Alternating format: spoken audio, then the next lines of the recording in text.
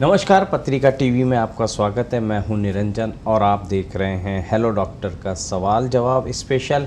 आज बच्चों से जुड़े हुए सवाल हैं और उनका जवाब देने के लिए जो एक्सपर्ट स्टूडियो में मौजूद हैं उनसे आपको मिलवा देते हैं। डॉक्टर कपिल गर्ग शिशु रोग विशेषज्ञ हैं और वर्तमान में आप जेके लॉन हॉस्पिटल जयपुर में सीनियर प्रोफेसर हैं। आप पीडियाट्रिक हिमेटो ऑन्कोलॉजी के हेड हैं। आपको करीब 28 वर्षों का अनुभव है। आप पीडियाट्रिक्स में एमडी हैं और एम्स दिल्ली से भी ट्रेनिंग ले चुके हैं। आप राष्ट्रीय और अंतर्राष्ट्रीय स्तर की कई कॉन्फ्रेंसेस में शामिल हो चुके हैं। तो डॉक्टर साहब, इस शो में आपका स्वागत है और सवाल जवाब का सिलसिला हम शुरू करेंगे। लेकिन जो आपकी ब्रांच है हिमेटो ऑन्कोलॉजी, उसमें किस तरह की समस्याओं वाले बच्चों का इलाज किया जाता है? नमस्कार निरंजन जी, आपके श्रोताओं को भी मेरा बहुत बहुत नमस्कार। तो जो हिमेटो ऑन्कोलॉजी है, जैसा कि आप नाम से ही विदित है कि हिमेटो मीन्स जो रक्त विकार, मतलब खून से संबंधित जो बीमारियां हैं उनके इसके अंदर बच्चे हमारे पास आते हैं। और ऑन्कोलॉजी का मतलब है कैंसर से रिलेटेड जो बच्चे हैं वो हमारे पास आते हैं। बिल्कुल, तो सवालों का सिलसिला शुरू करते हैं। पहला सवाल है, मेरा बेटा 5 साल का है, उसकी इम्यूनिटी बहुत कम है, कमज़ोर है, मौसम में थोड़ा भी परिवर्तन होते ही वह बीमार पड़ जाता है, उसकी इम्यूनिटी को कैसे बढ़ा सकती हूँ? एक महिला दर्शक हैं उदयपुर से, उन्होंने ये सवाल पूछा है। बहुत ही अच्छा सवाल है। आज की डेट में ज़्यादातर पेरेंट्स जो आते हैं वो यही पूछते हैं कि बच्चे की इम्यूनिटी को कैसे बढ़ाया जाए, कि वो बार बार बीमार हो जाता है। लेकिन इसमें कुछ चीज़ें ऐसी हैं जो उन्होंने क्लियर नहीं की हैं, जैसे कि उसका बीमारी से क्या मतलब है, किस तरह की बीमारी उनको होती है, हर बार बुखार आता है या बिना बुखार के जुकाम और खांसी होती है। पिछले कुछ सालों से हमें देख रहे हैं कि एलर्जी की प्रॉब्लम बच्चों के अंदर बढ़ती चली जा रही है, जिसका एक कारण पॉल्यूशन भी हो सकता है। और इस एलर्जी की वजह से बच्चों को बार बार जुकाम खांसी, बार बार जुकाम खांसी इस तरह से होती रहती है। इसका संबंध इम्यूनिटी से नहीं है। इम्यूनिटी के अंदर अगर इम्यूनिटी कमज़ोर होगी तो बुखार आएगा बार बार, और बुखार जो है वो ऐसा आएगा कि जिसके लिए एंटीबायोटिक देनी ज़रूरी होगी या एडमिट करना ज़रूरी हो जाएगा ठीक करने के लिए। तो अगर ऐसी कोई ज़रूरत उनको नहीं पड़ती है और सिर्फ जुकाम और खांसी होती है तो ये एलर्जी है, इम्यूनिटी की समस्या नहीं है। तो इसके लिए बेहतर है कि वो किसी शिशु रोग विशेषज्ञ को दिखाएं, जिससे कि ये देख सकें कि उनके कोई एनवायरनमेंट के अंदर कोई ऐसा एलर्जन तो नहीं है। और या फिर अगर ये पोलन की एलर्जी है तो सीजनल होती है एलर्जी, जब भी मौसम चेंज होता है कई बार ये ज़्यादा तकलीफ़ देता है। तो उसके लिए कुछ तरह के उपाय भी होते हैं। इसमें हम कोई नेज़ल स्प्रे भी दे सकते हैं या कई बार हम बॉडी को उस एलर्जन को टॉलरेट करना भी सिखा सकते हैं। इसको हम इम्यूनोथेरेपी बोलते हैं। तो वो एक बार ये किसी भी शिशु रोग विशेषज्ञ को दिखाएंगे तो वो इनको अच्छे से समझा सकेंगे। बिल्कुल। अगला सवाल है, मेरी बेटी की उम्र 7 साल है, उसके हाथों पर सफ़ेद रंग के धब्बे हैं लेकिन ज़्यादा गहरे नहीं हैं। धूप में निकलने पर इनका रंग हल्का हो जाता है। त्वचा रोग विशेषज्ञ को भी दिखा लिया है लेकिन कोई आराम नहीं मिला है। इसका सही उपचार क्या हो सकता है? सपना शर्मा का सवाल है भरतपुर से। देखें, ऐसा है कि ये जो वाइट पैचेस, जिनको हम हाइपोपिगमेंटेड पैचेस बोलते हैं, जिनमें कि जो हमारा बॉडी का रंग है उससे हल्के रंग के धब्बे होते हैं, इसके बहुत सारे कारण हैं, एक कारण नहीं है। तो जब तक कि ये पेशेंट को देखा नहीं जाए बहुत मुश्किल है कहना कि इसका क्या रीज़न है या इसमें क्या इलाज हम दे सकते हैं। तो इसके लिए ज़रूरी है कि एक बार उसको दिखाएं किसी भी शिशु रोग विशेषज्ञ को, या त्वचा रोग विशेषज्ञ से मिलने के बाद अगर उनको आराम नहीं पड़ा है तो उसी त्वचा रोग विशेषज्ञ के पास दोबारा जाएं और बताएं कि उसे आराम नहीं मिला है, जिससे कि वो और कोई डिफरेंशियल डायग्नोसिस देख सकें कि कोई बीमारी में कोई बदलाव तो नहीं है या कोई दवाई चेंज करने की ज़रूरत तो नहीं है।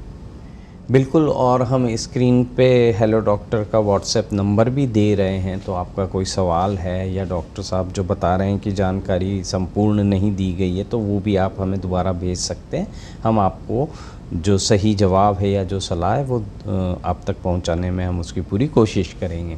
अगला सवाल है, सर्दी जुकाम होने पर बेटे को कफ और खांसी की समस्या हो जाती है, इस वजह से उसे बार बार दवा देनी पड़ती है। क्या कुछ ऐसा उपाय है जिससे उसे दवा देने की खुराक जो है मतलब उसमें कमी लाई जा सके? देखें, जैसा कि मैंने पहले सवाल में कहा था कि आजकल जुखाम और खांसी की समस्या बच्चों में बहुत बढ़ती जा रही है और इसका मेन कारण एलर्जी है, ना कि इन्फेक्शन। तो मैं यहाँ पर ये चीज़ भी क्लियर करना चाहूँगा, क्योंकि मैं आपके इस मंच पर आज आया हूँ। तो मैं आम जनता में बड़ी भ्रांति है कि जो एलर्जी की जो दवाइयाँ होती हैं उसको हम इनहेलर रूप में जो देते हैं उसको एक्सेप्ट नहीं करते हैं पेरेंट्स।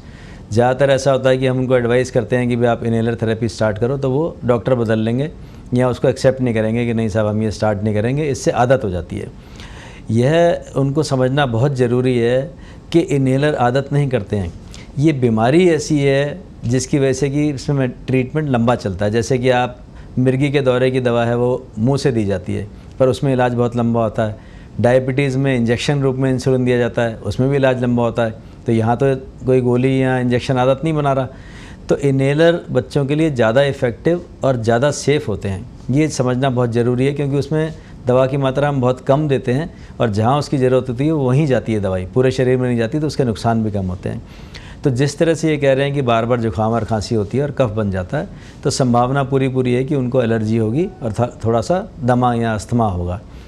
तो बेटर है कि वो किसी शिशु रोग विशेषज्ञ से मिलकर और इनहेलर थेरेपी स्टार्ट करें, तो इनके बार बार दवाई देने का झंझट इनको ख़त्म हो जाएगा।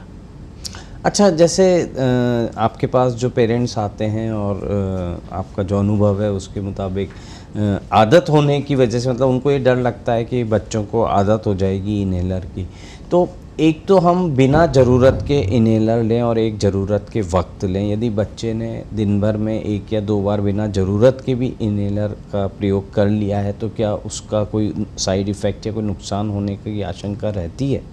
आपने बहुत ही अच्छा सवाल पूछा है। देखें, ऐसा है, इनहेलर 2 तरह के होते हैं, जिसमें एक तो हम कहते हैं कि ट्रीटमेंट के लिए होते हैं, जब बच्चे को तकलीफ़ हो उस समय वो इनहेलर दिया जाता है जिससे कि उसको आराम मिले। और एक होते हैं प्रिवेंटिव का मतलब है कि बचाव के लिए। जो इनहेलर बचाव के लिए होते हैं वो रेगुलर लेने पड़ते हैं, क्योंकि उसको हम रेगुलर लेंगे तो ये बार बार खांसी जुकाम नहीं होगा। तो अस्थमा कई तरह का होता है।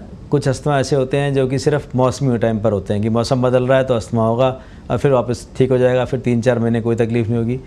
उसमें तो हम जो इनहेलर थेरेपी है वो जिस समय तकलीफ़ हो उस समय देते हैं, फिर उसको बंद कर देते हैं, फिर अगली बार जब तकलीफ़ हो तब वो वापस से इनहेलर थेरेपी ले सकता है। लेकिन अगर किसी को बहुत बार बार होता है या रोज़ खांसी रहती है, उसमें हमें उनको बचाव के लिए भी इनहेलर देना पड़ता है, जो कि कुछ महीने तक लगातार चलता है।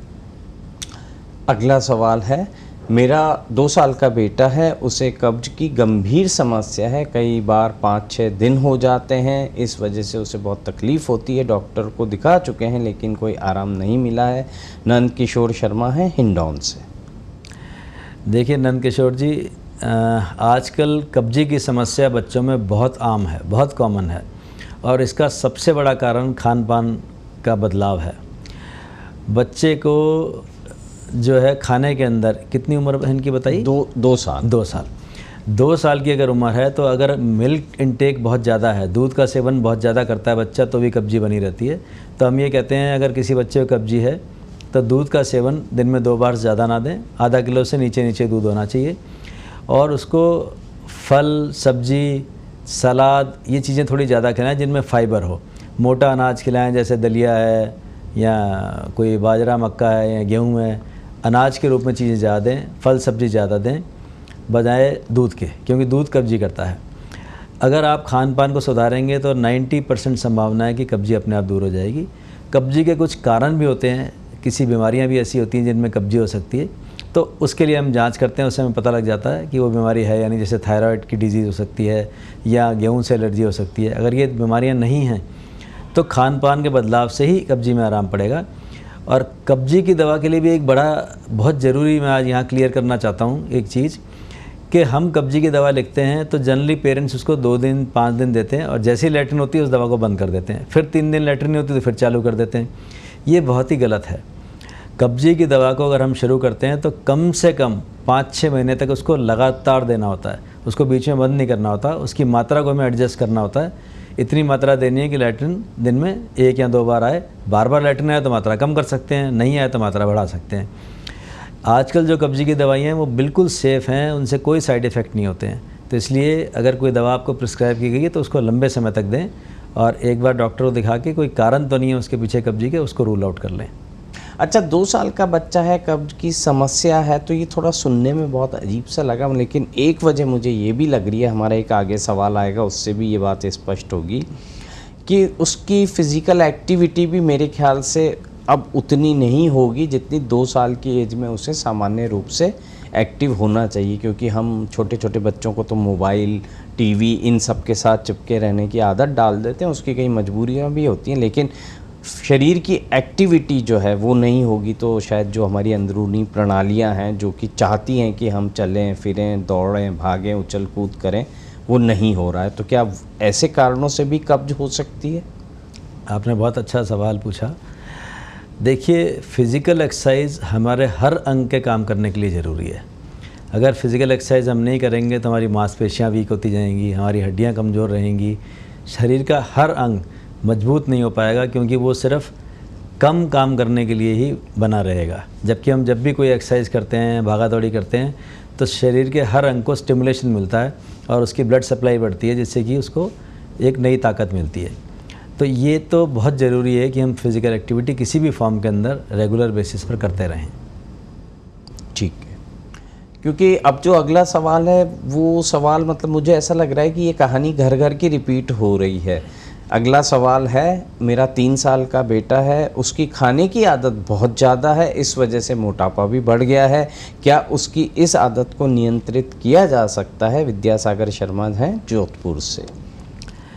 देखिए विद्यासागर जी, खाने का ऐसा रहता है कि अगर एक बार कोई बच्चा या हम भी खाना ज़्यादा शुरू करते जाते हैं तो हमारी भूख भी उसी अनुसार बढ़ती चली जाती है। तो इसके कुछ कारण भी होते हैं। जैसे बच्चों के अंदर अगर मोटापा है या उसको भूख ज़्यादा लग रही है, तो कई बार हमारे ब्रेन के अंदर कुछ ऐसे डिसऑर्डर होते हैं जहाँ पिट्यूटरी पे प्रेशर पड़ रहा होता है, जिसकी वजह से ये सब हो सकता है। तो उसको अगर इसके अलावा कोई और सिम्टम भी हैं, कोई सिर में दर्द होता है या उल्टियाँ होती हैं, तो ज़रूर डॉक्टर को दिखाएं। अदरवाइज़ आप ये कर सकते हैं कि शुरुआत के अंदर जब भी उसको खाना खाने के लिए बिठाएं तो खाने से पहले उसको सलाद खाने के लिए दें, जिससे कि वो जो खाना खाए तो वो कम कैलोरी का खाना उसको मिल पाए और उसका मोटापा उससे कंट्रोल होगा और धीरे धीरे करके भूख भी फिर कम होती चली जाएगी। क्योंकि अगर आप उसको खाने के अंदर जो चीज़ें आपने घर में बनाई हैं वही सब देते रहेंगे और वो खाना ज़्यादा खाएगा तो उसका मोटापा बढ़ता चला जाएगा और एक विशियस साइकिल है, जिसकी वजह से और भूख बढ़ती चली जाएगी। तो इसलिए उसको खाने से पहले सैलेड दीजिए, जिससे कि सैलेड से पेट भर जाए लेकिन कैलोरी कम जाए शरीर के अंदर। अच्छा, ये सलाद वाला प्रयोग करते हैं और इसके बाद बच्चे की भूख और बढ़ जाती है, मतलब वो सलाद भी खा लेता है, पहले जितनी उसकी डाइट थी उससे ज़्यादा भी खाने लग जाता है, तो इसका क्या मतलब निकलेगा कि फिर इन्हें किसी शिशु रोग विशेषज्ञ को दिखा लेना चाहिए? बिल्कुल बिल्कुल, क्योंकि जब भी ओबेसिटी होती है तो ज़्यादातर तो ओबेसिटी बिना किसी रीज़न के खान पान की वजह से ही होती है, लेकिन कुछ ऐसे कारण भी होते हैं जहां हमारे शरीर में कोई बीमारी होती है और जिसकी वजह से ओबेसिटी हो सकती है। तो अगर ऐसा लगता है कि नहीं ये बढ़ता ही चला जा रहा है तो ज़्यादा बेटर है कि आप एक बार किसी शिशु रोग विशेषज्ञ को दिखा लें। बिल्कुल। अगला सवाल है, मेरी बेटी 14 साल की है, उसका व्यवहार कुछ महीनों से चिड़चिड़ा हो गया है, हर बात पर गुस्सा करने लगी है, पढ़ाई में भी कमज़ोर हो रही है, क्या किया जा सकता है? एक महिला दर्शक हैं भोपाल से। देखें, ये जो पीरियड है एडोलेसेंस का, ये पीरियड बहुत ही क्रूशियल होता है बच्चे की ज़िंदगी के लिए। इस समय बच्चा ज़िंदगी पर अपनी खुद की कमांड चाहता है कि मैं जो डिसीज़न लूँ वो मेरा डिसीज़न सही है। तो इसमें आप ये ध्यान रखिए कि उसका दोस्त बनने की कोशिश कीजिए, उसको बार बार किसी चीज़ के लिए टोके नहीं, डांटे नहीं। कोई अगर वो चीज़ कहना चाहती है तो उसको तरीके से सुने, पूरा टाइम दें उसको।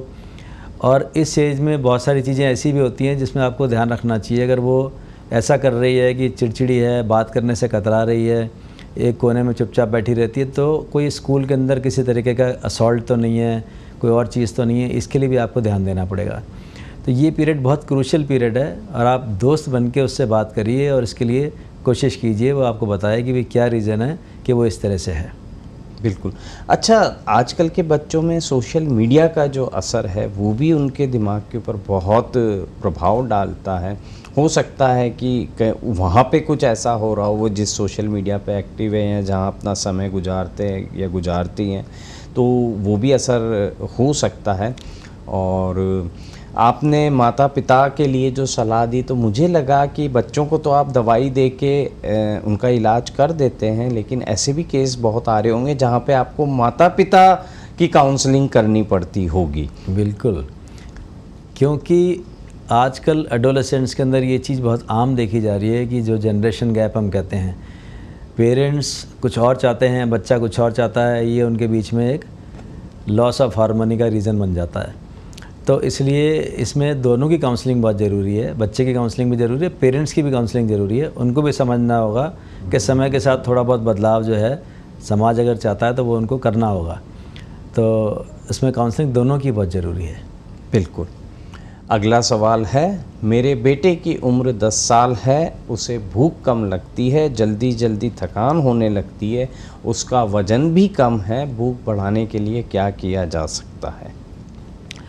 देखिए, ज़्यादातर माँ बाप हमारे पास आते हैं वो यही सवाल कहते हैं कि साहब इसको भूख कम लगती है, ऐसा हम कैसे इसकी भूख बढ़ाएं। लेकिन हमें ये जानना बड़ा ज़रूरी है कि स्वस्थ शरीर में भूख हमेशा नॉर्मल होगी। अगर भूख नहीं लग रही है तो इसका मतलब कुछ ना कुछ बीमारी शरीर के अंदर है जिसकी वजह से उसकी भूख मरी हुई है। हमें वो कारण ढूंढ के निकालना होता है। हम ये कहते हैं कि बच्चा कम खाता है इसलिए वो पनप नहीं रहा है, ऐसा नहीं है। उल्टा ऐसा शरीर में कोई विकार है जिसकी वजह से जो भूख मरी हुई है और जिसकी वजह से वो पनप नहीं रहा है। तो उसको हो सकता है कि एनीमिया हो, खून की कमी हो। जब भी खून की कमी होती है तो भूख भी मर जाती है और प्लस वज़न बढ़ना भी बंद हो जाता है और थकान भी जल्दी होती है। तो हो सकता है कि उसको खून की कमी हो, या जैसे मैंने पहले बताया आजकल गेहूं से एलर्जी बहुत कॉमन है, हर 100 में से एक बच्चे को ऐसी बीमारी है। तो वो भी एक बीमारी इसके पीछे हो सकती है जिस वजह से वज़न नहीं बढ़ रहा हो। तो उसके बहुत सारे कारण हैं। तो ज़्यादा अच्छा रहेगा कि आप किसी शिशु रोग विशेषज्ञ को दिखाएं जिससे कि हम कारण ढूंढ सकें कि वो क्यों उसकी भूख मरी हुई है। अच्छा, जैसे वज़न है, भूख है, बच्चों की हाइट है, इसे लेकर हमारे पास सवाल आते ही रहते हैं। तो वज़न और हाइट और भूख, इसके क्या पैरामीटर्स होते हैं? मतलब दिन भर में कितना बार खा रहा है, वज़न एज के अनुसार कितना है, मतलब ये कितने समय में चेक करते रहना चाहिए? देखें, ये एज डिपेंडेंट है। जैसे कि अब न्यूबॉर्न है तो न्यूबॉर्न को तो हम कहते हैं कि शुरुआत के अंदर हर 15 दिन के अंदर दिखाएं, फिर हर महीने से दिखाएं, जिससे कि हम उसकी ग्रोथ को चेक कर सकें। जैसे जैसे एज बढ़ती जाती है तो ये जो समय का अंतराल है ये बढ़ता चला जाता है। जैसे अगर कोई बच्चा है सपोज़ 5 साल का है और पहले उसका वज़न बिल्कुल ठीक बढ़ता आ रहा है तो हमें कोई जल्दी नहीं होती उसको दोबारा देखने की। अगर और कोई तकलीफ़ नहीं है तो उसको 6 महीने बाद भी दिखा सकते हैं, जिससे हम देख सकेंगे उसका वज़न ठीक बढ़ रहा है नहीं बढ़ रहा। तो ये सब एज डिपेंडेंट है। ऐसा कुछ भी नहीं है कि फ़िक्स्ड कोई क्राइटेरिया है कि हर एज ग्रुप के लिए वो क्राइटेरिया फ़िक्स है, ऐसा नहीं है। हाँ, लेकिन माता पिता होने के नाते आप बच्चों के इन सारे पैरामीटर्स पे गहराई से या बारीकी से नज़र रखें, नोट करते रहें कि जब भी डॉक्टर को दिखाने जाएं तो उन सवालों का आप जवाब दे सकें। इसमें जो हमारे पास ग्रोथ चार्ट्स होते हैं तो हम जनरली पेरेंट्स को ग्रोथ चार्ट दे देते हैं। तो उस ग्रोथ चार्ट पे बहुत इजीली वो हाइट को और वेट को प्लॉट कर सकते हैं, जिससे कि पता लगता रहता है कि एज के हिसाब से जैसा वज़न और लंबाई बढ़नी चाहिए वो बढ़ रही है या नहीं बढ़ रही है। अगला सवाल है, मेरे बच्चे का वज़न सामान्य से 5-6 किलो अधिक है, वह ज़्यादा सुस्त रहता है, दिन भर बैठकर टीवी देखना ही उसे पसंद है, बाहर जाकर खेलने से बचता है, उसकी आदतों को कैसे बदला जा सकता है? हमारे एक दर्शक हैं जो कि कानपुर से हैं, उन्होंने ये सवाल भेजा है। देखें, ये तकलीफ़ आज हर घर की कहानी है। Social media, laptop, mobile, TV, इन्होंने एक तरह की क्रांति भी ला दी है, लेकिन इनके साइड इफ़ेक्ट्स भी बहुत ज़्यादा हैं। तो हमें ये समझना होगा कि हमें बच्चों का सोशल मीडिया पे या इस तरह की जो भी स्क्रीन्स हैं इस पे टाइम को लिमिट करना होगा, और इसके लिए थोड़ा सा फर्म रहना पड़ेगा। चाहे बच्चे को थोड़ा डांटना पड़े, बोलना पड़े, तो वो हमें फर्म रहना पड़ेगा। अगर वो सुस्त रहता है और उसको इंटरेस्ट नहीं है और किसी खेल कूद के अंदर, तो उसके पीछे बीमारी भी हो सकती है। जैसे कि अगर थायराइड की शरीर में कमी होती है तो ये सब चीज़ें होती हैं कि बच्चा सुस्त रहता है, नींद ज़्यादा आती है, कब्जी भी रह सकती है, उसका खेलने में इंटरेस्ट कम रहता है, बैठे रहने में इंटरेस्ट ज़्यादा होता है। तो एक बार इसके लिए दिखा लेना डॉक्टर को ज़रूरी है कि कहीं ऐसा तो नहीं है। अगर ऐसा नहीं है तो फिर इसमें आपको खुद को रोल मॉडल बनने की ज़रूरत है, क्योंकि हम अगर ये चाहें कि हम तो टीवी के आगे पसरे रहें लेकिन बच्चा खेलता रहे, भागा दौड़ी करे या इधर उधर जाए, वो संभव नहीं है। तो आपको खुद रोल मॉडल बनना पड़ेगा। आप खुद शाम को उसके साथ समय निकाल के पार्क में जाइए, उसके साथ खेलिए, उसको इधर उधर भगाइए, साइकिलिंग कराइए, जॉगिंग कराइए। तो इस चीज़ को आप नियम से अगर करते रहेंगे तो धीरे धीरे बच्चे में भी इंटरेस्ट जागृत होने लग जाएगा और वो अपने आप इन सब एक्टिविटीज़ को करने लग जाएगा। लेकिन अगर हम ये चाहें कि हम उसको बस कह दें कि तू पार्क में जाके खेल के और ख़ुद घर में बैठे रहें, तो वो जनरली संभव नहीं होता। तो इसलिए आपको खुद रोल मॉडल बन के ये सब चीज़ें पहले खुद करनी पड़ेंगी और अपना खुद का स्क्रीन टाइम भी कट करना पड़ेगा और ये सब चीज़ें करनी पड़ेंगी। तो ये बहुत ज़रूरी है, क्योंकि जो ओवरऑल बच्चे का डेवलपमेंट है वो जब तक फिज़िकल वर्क या फिज़िकल एक्सरसाइज नहीं होगी, ओवरऑल डेवलपमेंट अच्छा कभी भी नहीं हो सकता। तो आपको ये समझना बहुत ज़रूरी है कि उसको किसी भी रूप के अंदर फिज़िकल एक्सरसाइज ज़रूर कराएं साथ शाम के समय। बिल्कुल, बच्चों के साथ बच्चे बनकर रहना आपको शुरू करना होगा। बड़े तो हैं आप, लेकिन बच्चों के साथ उनके हम उम्र बन के एक्टिविटीज़ कीजिए। और सोशल मीडिया वगैरह ये तो समय की मांग है, ये तो ज़रूरत के अनुसार कीजिए, लेकिन अखबार पढ़ने की आदत बच्चों को ज़रूर डालिए। इससे उनकी भाषा और उनकी मेमोरी दोनों जो हैं वो शार्प होंगे। अगला सवाल है, मेरी बेटी की उम्र 3 साल है, वह सामान्य बच्चों की तुलना में कम बोलती है, वह अपने सभी काम इशारे से ही करवाना पसंद करती है, बाकी सब सामान्य है, वह अधिक से अधिक शब्द बोल सके, इसके लिए क्या समाधान है? एक महिला दर्शक का सवाल है। देखें, अगर बच्ची के बाकी सब माइलस्टोन्स वो होते हैं जो हम बोलते हैं कि बच्चे ने कब बैठना शुरू किया, कब चलना शुरू किया, कब हंसना शुरू किया, कब गर्दन संभाली, तो अगर बाकी सारे माइलस्टोन्स बिल्कुल नॉर्मल हैं और उसकी हियरिंग अगर बिल्कुल नॉर्मल है, तो फिर हमें एक ही चीज़ देखनी होती है कि बच्चा जो है सोशली इंटरेक्ट कर रहा है कि नहीं कर रहा है। क्योंकि कई बच्चे ऐसे होते हैं जो ऑटिज़म के शिकार होते हैं, ऑटिस्टिक होते हैं, वो भी कई बार इस तरह से होते हैं, लेकिन वो बच्चे जनरली और बच्चों के साथ इंटरेक्ट नहीं करते, अकेले रहना, अकेले खेलना पसंद करते हैं। तो अगर हियरिंग की कोई दिक्कत नहीं है, बाकी सब माइलस्टोन टाइम से अचीव किए हैं, नॉर्मल हैं और दूसरे बच्चों के साथ बच्ची खेलना पसंद करती है, तो मुझे लगता है कोई ऐसे बहुत ज़्यादा डरने की बात नहीं है। और फिर भी आपको लगे कि अगले 6 महीने में कोई बहुत ज़्यादा सुधार नहीं है, तो फिर कई बार हमें स्पीच थेरेपिस्ट से मिलना पड़ता है, तो वो फिर हमें बताते हैं कि किस तरह से बच्चे को बुलाना है, क्या करना है। और कोशिश कीजिए कि उसका सोशल इंटरेक्शन काफ़ी ज़्यादा रहे, और बच्चों के साथ या जॉइंट फैमिली में तो बहुत ही अच्छी बात होती है, तो वहाँ उसको एक्सपोजर मिलता रहेगा, वोकेबलरी भी इम्प्रूव होती है और आपस में बात करने से धीरे धीरे करके वो अपने आप ज़्यादा बोलना शुरू कर देगी। बिल्कुल। अगला सवाल है, मेरा 2 साल का बच्चा है, बिना मोबाइल देखे खाना नहीं खाता है, इस वजह से उसे आँखों में भी समस्या होने लगी है, उसकी इस आदत को कैसे बदला जा सकता है? देखें, ये आदत तो डाली भी हमने है तो बदलनी भी हमें ही पड़ेगी। इसमें कोई दवा तो ऐसी है नहीं जो हम दे दें और बच्चा मोबाइल देखना छोड़ दे। क्योंकि पहले ज़माने के अंदर बच्चे बहुत ज़्यादा होते थे, तो माँ बाप इतनी ज़्यादा केयर नहीं करते थे उनकी, और खाना के समय अगर होता था तो बच्चे माँ के पीछे लाइन लगा के चलते थे कि खाने को दे, खाने को दे। आजकल 1-1, 2-2 बच्चे हैं और हर माँ बाप जो है वो बहुत अवेयर है और चाहता है कि उसका बच्चा अच्छे से ग्रो करे, अच्छे से डेवलपमेंट हो उसका, तो वो कुछ एक्स्ट्रा कॉशियस होकर एक्स्ट्रा ध्यान रखते हैं बच्चों का। और उसको खिलाने के लिए मदर्स जो हैं वो बार बार ज़ोर ज़बरदस्ती करती रहती हैं कि भी कुछ खा ले, कुछ खा ले। तो हमें ये समझना ज़रूरी है कि अगर बच्चा जो है उसका डेवलपमेंट फ़िज़िकल और मेंटल सही है, उसका वज़न लंबाई सही बढ़ रही है, तो हमें कभी बच्चे के पीछे पड़ने की ज़रूरत नहीं है। जब आप खुद खाना खाने के लिए बैठें तो आप बच्चे को अपने साथ खाने पे बैठाइए। अगर बच्चा नहीं खाता है खाना या किसी रीज़न से आपको लगता है उसने कम खाना खाया, तो बीच में कोशिश मत करिए उसको कुछ खिलाने की, या उसको ऑल्टरनेटिव्स मत दीजिए बहुत ज़्यादा कि भाई तूने ये नहीं खाया तो तू मैगी खा ले या तू ऐसा कुछ कर ले। ऑल्टरनेटिव ना दें। नेक्स्ट मील पे जब आप बैठें तब आप उसको साथ में लेके दोबारा बैठें और फिर खाने के लिए पूछें। अगर भूख नॉर्मल है तो बच्चा अपने आप जितना उसको खाना है उतना खाएगा। ये मोबाइल दिखाना, टीवी दिखा के खाना खिलाना या कोई गाड़ी में घुमा के खिला रहा है, ये सब चीज़ें बहुत गलत हैं और ये इस पे लॉन्ग टर्म बहुत ज़्यादा बुरे असर बच्चे के सेहत पर पड़ते हैं। बिल्कुल।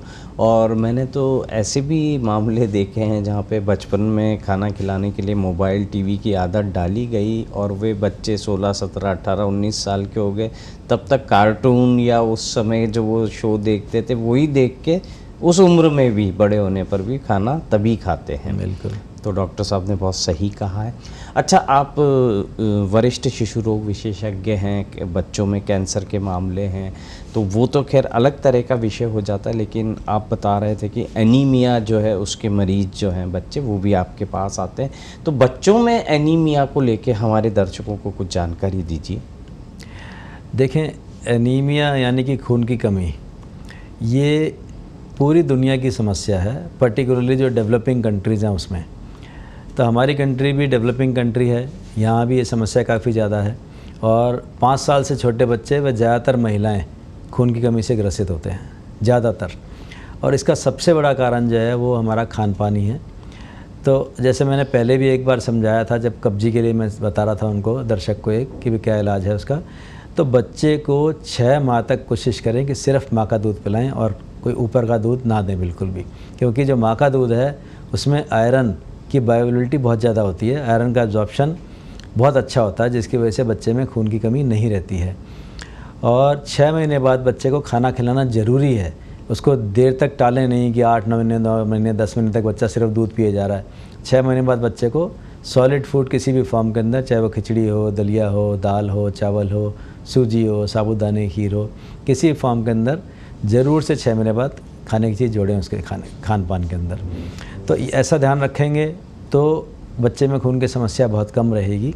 और मदर के लिए मैं ये कहना चाहूँगा कि वो अपने खाने के अंदर हरी पत्तेदार सब्जियों का सेवन ज़्यादा करें, जिससे कि उनको भी आयरन मिलता रहे। गुड़ लें, हरी पत्तेदार सब्जियां खाएं, क्योंकि अगर उनके शरीर में आयरन कमी होगी तो जो बच्चा पैदा होता है उसके शरीर में भी खून की समस्या, आयरन कमी की समस्या पहले से होती है और वो फिर धीरे धीरे बढ़ती चली जाती है।